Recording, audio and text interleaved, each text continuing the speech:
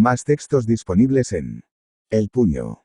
Los que recuerdan esta historia la sitúan en los años en que Marineda era todavía uno de esos pueblos pacíficos y semiadormilados donde ocurren precisamente las mayores tragedias individuales.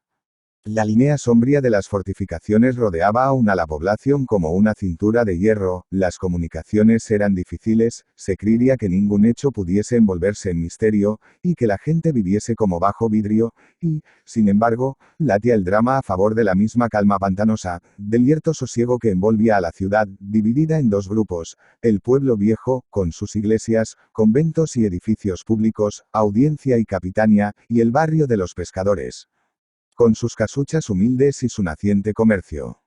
Al margen del descampado que separaba a las dos mitades de la urbe, en una calle de las antiguas, empinadísima, tan empinada que llevaba el nombre poético y gráfico de la calle de la amargura, se ve aún la morada donde el caso sucedió.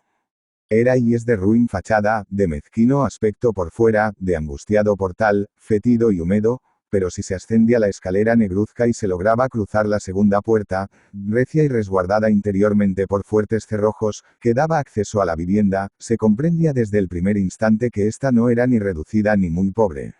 Era sordida, que es distinto. Se adivinaba la estrecha economía en mil detalles, y, al mismo tiempo, entre las modestias exageradas de un ajuar cuyos servicios se prolongaban más tiempo del humanamente posible, asomaba a veces un signo indudable de desahogo, hasta de riqueza. Una jarra de plata, espléndidamente cincelada, sobre el aparador, un soberbio reloj inglés, de los que entonces empezaban a usarse, en la sala, un biombo de talla y damasco, una pintura en cobre, con todo el sello de Rubens, sobre el sofá. Y es que los moradores y dueños de la casa eran tratantes, como hoy se dice, en alhajas, plata y muebles, y adelantándose a los modernos chamarileros, solían hacer viajes a las aldeas y pueblecillos, trayendo objetos de mérito y valor, que revendían ventajosamente, en Marineda y en Estela, a la aristocracia de los caserones blasonados que aún hoy se ven en las hermosas calles de la ciudad antigua. Los dos hermanos, los Tome, eran ambos semicontrahechos y en sumo grado listos y agenciadores, amén de tan ahorradores, que alrededor de su fortuna iba formándose una leyenda. Más rico que los Tome, decían habitualmente en el barrio. Y ellos se enfurecían, protestaban, lloraban, compraban en la plaza del mercado, entre suspiros, el pescado barato y los pollos estíticos, pero no les valía, más rico que los Tome. Los Tome no tenían criada. Eran misóginos, y ellos mismos, entre compra y compra de objetos preciosos, se hacían el puchero y se barrían el cuarto. Cuando se les preguntaba, alegaban razones de economía, la verdad era que temían que la criada, en alguna de sus frecuentes ausencias, les robéis el tesoro que ocultaban en un escondrijo solo de ellos conocido, pero que el diablo podía hacer que ella a su vez conociese. Y vivían así, en el terror del robo, despertándose cada noche con el pelo de punta y la camisa empapada en sudor, trémulos por la pesadilla que acababa de mostrarles su caudal, trabajosamente ganado, arrebatado por un malhechor que, no contento con llevarse el dinero, les clavaba, antes de huir, largo y afilado puñal. Es justo decir que tales visiones teníalas principalmente el mayor de los dos, Jesús, que era pobre de espíritu, aunque sagaz para su granjería. Farruco. El segundo, en cambio, desconfiado, como un raposo, era resuelto, y solía murmurar entre dientes cuando se le mentaba a los ladrones. Que vengan. Ya verán lo que es bueno. Lo más singular de todo, lo que permitió que sucediese el caso atroz, que nadie sabía, en aquel momento, que existiese en Marineda ladrón alguno, o, por lo menos, de un grupo de ladrones capaces de organizarse para asaltar una casa habitada. Pero si en Marineda se ignoraba la presencia de tales elementos, se murmuraba en voz baja que en el Ferrol funcionaba una gavilla, seria y organizada, y formaban parte de ella personalidades cuyos nombres se susurraban, sin decirse claramente, tal asombro y escándalo envolvía la directa acusación. Escribanos, comerciantes renombrados por su probidad, hasta oidores de la audiencia, figuraban entre los encubridores secretos y entre los valedores y directores de aquella asociación criminal, cuyos golpes de mano eran siempre contrapazos, donde se guardaban tesoros en buenas onzas peluconas de los últimos 3 reinados, y contraconductas del correo que llevaban valores, en fin, para recoger botín cuantioso, nunca para pringarse en hurtos mezquinos. La gavilla actuaba pocas veces y a ganancia pingüe, mientras combinaba el golpe, reposaba en acecho. El duro Eguía, el terrible capitán general, no avanzaba un paso contra esta asociación, ni logró descubrir sus fechorías hasta más tarde, cuando, relevado el jefe político y militar del Ferrol, puso en su lugar a un coronel llamado Don Tomás Zumalacárregui. Al ocurrir este episodio estaba aún de jefe Michelena, y la gavilla tenía aterrorizado al país. Los dos hermanos Tome, en su comedor, alumbrado por velón tríptico, acababan de cenar. Habían cerrado la puerta, según la patriarcal costumbre de entonces, desde el anochecer, y previas unas cuentas, asaz complicadas y prolijas, de los últimos negocios, se habían sentado a la mesa al toque de las 10. Era en invierno, llovía tenaz y pausadamente, y los canalones, que servían de desaguadero, hacían un ruido ahogado y vehemente, como de sollozos interrumpidos por un espasmo de dolor. El silencio era profundo, nadie pasaba por la calle, y en las viejas vigas de la techumbre, el trote de los roedores resonaba furtivo y burlón, como diablura de escondido duendezuelo. Despachada la cena, rezados los dieces del rosario soñoliento, los hermanos, alzado el mantel, volvieron a cuchichear apasionadamente, porque no eran del mismo parecer. Jesús, el medroso, comunicaba a Farruco, el valiente, por centésima vez, su terror al guardar en casa aquella riqueza reunida a costa de trabajos y privaciones, y murmuraba: «Tú dices que es más seguro esto que llevarlo a esconder en la aldea. Yo digo que no, y diré siempre que no, porque si la escondemos con maña en un rincón de la casa de campo, como no estamos soli, los ladrones entrarán, no nos encontrarán para darnos tormento y confesemos el secreto del escondite, no van a derribar la casa, y quedan burlados. Mientras que aquí, si entran y nos atan y nos dan cochura, habremos de confesar. Y se llevarán, en una noche, toda la labor de nuestra vida». Farruco, risueño, contestaba: «No es tan fácil entrar aquí. El escondrijo es bueno. En todo caso, se llevarían 4 chucherías de plata. ¿Y si nos matan, hermano?». Insinuo, trémulo, el jorobadito. Un rayo de ferocidad pasó por la cara amarillenta, biliosa, del que pudiéramos llamar jorobado también, aunque su espalda era menos encorvada. Apretó los puños, enseñó los dientes y murmuró: «Bueno, ya veremos. Tú déjalos venir, hombre». Las 11 dieron en el reloj inglés, de argentino sonido, y las campanadas cayeron entre el gorgoteo de la lluvia, como un aviso de que el tiempo se va con la vida, mientras discurrimos planes que acaso no hayan de realizarse. En el mismo instante en que el péndulo dejó extinguirse su vibración última, Jesús murmuró con acento de pavor: «Silencio». La mirada, el gesto, dijeron lo demás.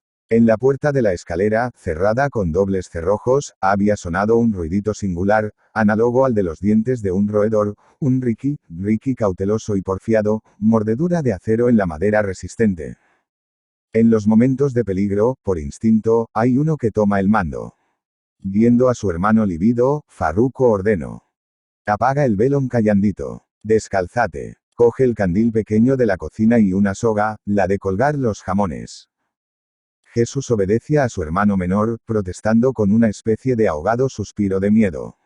Lo que se debía hacer era asomarse inmediatamente a la ventana y alborotar a la vecindad a gritos, porque, no cabía duda, al verse descubiertos, los ladrones huirían. Pero, debilitada por el terror, su voluntad sufría el ascendiente de otra voluntad que el peligro encontraba serena, violenta, férrea.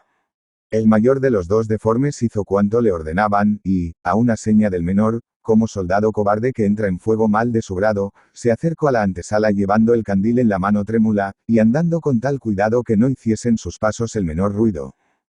Farruco puso el dedo en la boca, y después señaló a la puerta. Esta vez no era el tímido roer del ratón furtivo y porfiado, la sierra ya apretaba de firme, desde fuera hacían un agujero amplio, redondo, para que cupiese por él la mano del ladrón, y descorriendo los cerrojos, pudiese franquear la entrada. Jesús notaba hielo en las sienes. Su corazón armaba un ruido de fragua. Pero Farruco, imperioso, se imponía. Y aguardaban, ignorando lo que iba a sobrevenir.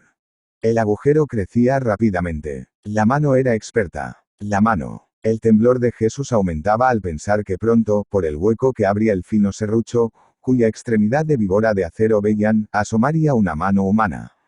Oh, profundo horror. Una mano viviente, armada quizá, más terrible por ignorarse a qué cuerpo corresponde. Y, en efecto, la sierra apresuró sus mordeduras, el redondel de madera se tambaleó un instante, cayó entre serrín, y la mano asomó, velluda, forzuda, ardiente a la presa, como boca de alano. Pero, antes que hubiese tocado el cerrojo que buscaba, Farruco, rápido como un rayo, la ciñó con el nudo corredizo, tiró y amarró la mano, ahorcada y contraída, a la fuerte aldaba de la puerta, al mismo cerrojo que quería descorrer. La mano resistía desesperadamente, puñando por desasirse, Farruco apretaba y atirantaba la cuerda recia, ensebada para que el lazo resbalase mejor, y ni una voz fuera ni dentro, ni un gemido, ni nada, sino silencio hondo y espantoso. Hecho el último nudo, Farruco sonrió satisfecho. Ahora, dijo, está en la ratonera el ratón, ahora, tonto, es cuando se puede llamar a la vecindad. Y así lo hicieron, y, despavoridos, fueron algunos vecinos bajando a la calle. Los hermanos no se atrevían a abrir la puerta ni acercarse a ella. Desde el balcón explicaban, hay un ladrón. Está amarrado. No se podrá defender, suban. Lo tenemos atado, seguro. El tropel de vecinos, que, en efecto, ya subía armado, furioso, gritó a una voz, no hay nadie. No hay nadie. Y entonces se atrevieron los hermanos, descorrieron el cerrojo, voltearon la llave. La mano estaba engarrotada, pálida, como una araña difunta. Solo que no tenía cuerpo el puño, y en el descanso resbalaban los pies en un charco de sangre. Y nunca se logró saber quién era el dueño de aquella mano cortada, horrible. Un rastro de gotas rojas se perdía en las contiguas callejuelas. ¿A dónde se habían llevado al mutilado sus compañeros? ¿Dónde le ocultaban? ¿Cómo le curaron? ¿Quién le asistió? Bah, no olvidemos que en la gavilla formidable había médicos, boticarios, oidores, señorio. El mayor de los Tomes se impresionó de tal suerte, que murió al poco tiempo, dejando toda su fortuna a los hospitales y por su alma. Y entonces se supo el verdadero caudal de los Tome. Más de 3 millones de reales cada uno. Para aquel tiempo, una cosa fabulosa. Emilia Pardo Bazán. Emilia Pardo Bazán, La Coruña, 16 de septiembre de 1851, Madrid, 12 de mayo de 1921, Condesa de Pardo Bazán, fue una noble y aristócrata novelista, periodista, ensayista, crítica literaria, poeta, dramaturga, traductora, editora, catedrática y conferenciante española introductora del naturalismo en España. Fue una precursora en sus ideas acerca de los derechos de las mujeres y el feminismo. Reivindicó la instrucción de las mujeres como algo fundamental y dedicó una parte importante de su actuación pública a defenderlo. Entre su obra literaria una de las más conocidas es la novela Los Pazos de Ulloa, 1886. Pardo Bazán fue una abanderada de los derechos de las mujeres y dedicó su vida a defenderlos tanto en su trayectoria vital como en su obra literaria. En todas sus obras incorporó sus ideas acerca de la modernización de la sociedad española, sobre la necesidad de la educación femenina y sobre el acceso de las mujeres a todos los derechos y oportunidades que tenían los hombres. Su cuidada educación y sus viajes por Europa le facilitaron el desarrollo de su interés por la cuestión femenina. En 1882 participó en un congreso pedagógico de la Institución Libre de Enseñanza celebrado en Madrid criticando abiertamente en su intervención la educación que las españolas recibían considerándola una doma, a través de la cual se les transmitían los valores de pasividad, obediencia y sumisión a sus maridos. También reclamó para las mujeres el derecho a acceder a todos los niveles educativos, a ejercer cualquier profesión, a su felicidad y a su dignidad.